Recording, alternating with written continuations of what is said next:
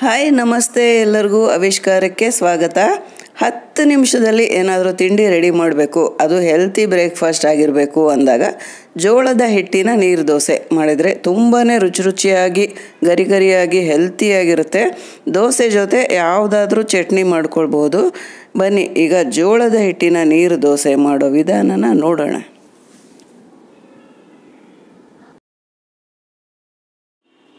ಜೋಳದ ಹಿಟ್ಟಿನ ನೀರು ದೋಸೆಗೆ ಈ ಬಟ್ಲಿನಲ್ಲಿ 1 ಬಟ್ಲು ಜೋಳದ ಹಿಟ್ಟು ತೊಗೊಂಡಿದ್ದೀನಿ.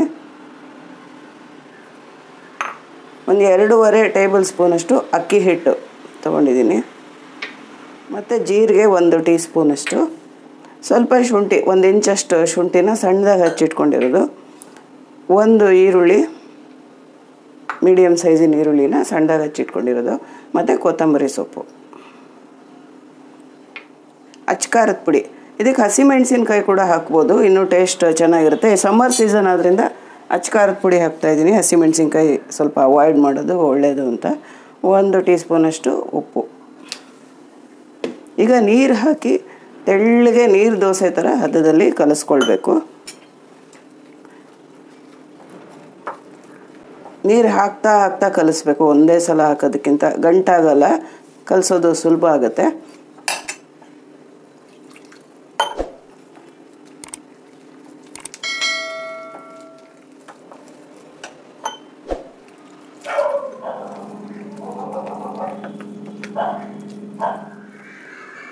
ಈಗ ಕಲಸಿದ್ದಾಯಿತು, ಈ ಹದದಲ್ಲಿದೆ. ಈಗ ನೀರು ಹಾಕಿ ನೀರು ದೋಸೆ ಮತ್ತು ರವೆ ದೋಸೆಗೆ ಕಲಿಸ್ತೀವಲ್ಲ ಆ ಹದದಲ್ಲಿ ಮಾಡ್ಕೊಳ್ಬೇಕು.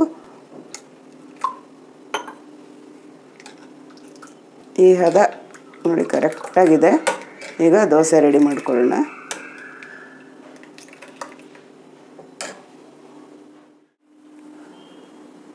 ಈಗ ದೋಸೆ ರೆಡಿ ಮಾಡ್ಕೊಳ್ಳೋಣ. ಸ್ವಲ್ಪ ಎಣ್ಣೆ ಹಾಕಿದ್ದೀನಿ, ಈರುಳ್ಳಿನಲ್ಲಿ ಉಜ್ಜ್ತಾ ಇದ್ದೀನಿ. ಏಕೆಂದರೆ ಇದು ನೀರು ದೋಸೆ ಆದ್ದರಿಂದ ಕೆಲವು ಸಲ ಏಳಲ್ಲ ಹೆಂಚಿಂದ, ಹಾಗಾಗಿ ಈರುಳ್ಳಿ ಹಚ್ಚಿದ್ರೆ ಎಂಥ ದೋಸೆನೂ ಸುಲಭವಾಗಿ ಏಳುತ್ತೆ, ಮೆತ್ಕೊಳ್ಳಲ್ಲ. ಯೂನಿಫಾರ್ಮಾಗಿ ಎಲ್ಲ ಕಡೆನೂ ಹಚ್ಚಬೇಕು.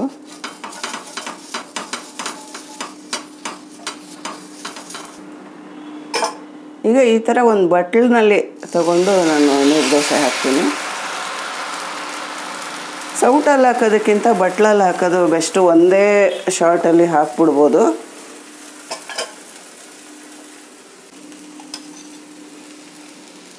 ಎಣ್ಣೆ ಹಾಕ್ತಾಯಿದ್ದೀನಿ.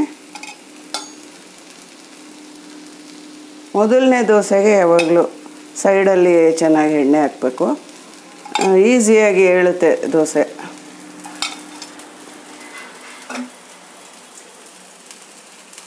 ಇದನ್ನು ಮೀಡಿಯಮ್ ಫ್ಲೇಮ್ಗಿಂತ ಸ್ವಲ್ಪ ಜಾಸ್ತಿನೇ ಇಟ್ಕೊಂಡು ಬೇಯಿಸಬೇಕು.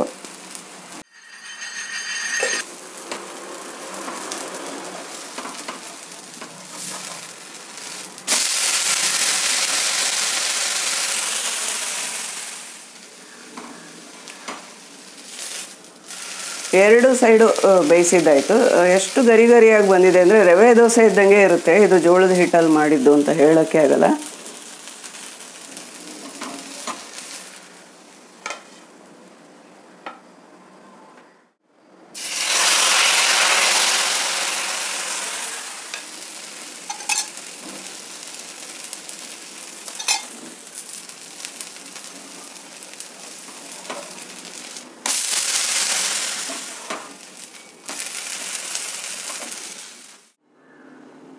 ಜೋಳದ ಹಿಟ್ಟಿನ ನೀರು ದೋಸೆ ಕಾಯಿ ಚಟ್ನಿ ಜೊತೆ ಸರ್ವ್ ಮಾಡಿದ್ದೀನಿ. ಎಷ್ಟು ಚೆನ್ನಾಗಿರುತ್ತೆ, ರವೆ ದೋಸೆ ಥರನೇ ಇರುತ್ತೆ, ಕ್ರಿಸ್ಪಿಯಾಗಿರುತ್ತೆ, ಸಾಫ್ಟಾಗಿರುತ್ತೆ.